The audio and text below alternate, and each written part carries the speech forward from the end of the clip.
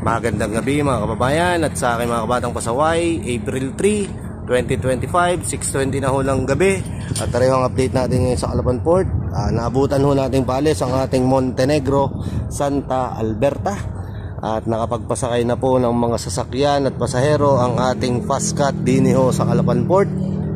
At kung nakikita nyo, nandyan po ang ating MV Viva Santo Domingo na maya-maya lamang ho ay aalis na rin ho sa Calapan Port. At ang ating hong arrival ay ang ating Starlight Ferries Jupiter. Meron ho tayong Montenegro line sa dulo. At nandun ho yung iba nating sasakyan na maya-maya lamang ho ay sasakay na rin ho sa mga barko din ho sa Calapan Port. Tari ho ang update natin ngayong gabi. At meron ho tayong kalmadong karagatan mula Calapan hanggang Batangas. At meron din ho tayong magandang panahon sa maghapon. Kaya ho sa mga babiyahe, kayo ho ay mag-iingat. Sa mga nakafollow po sa akin, please share this video para updated ho lahat ng biyaheros natin. Sa mga hindi pa po nakafollow, please follow my Facebook page, Batang Pasaway Vlog.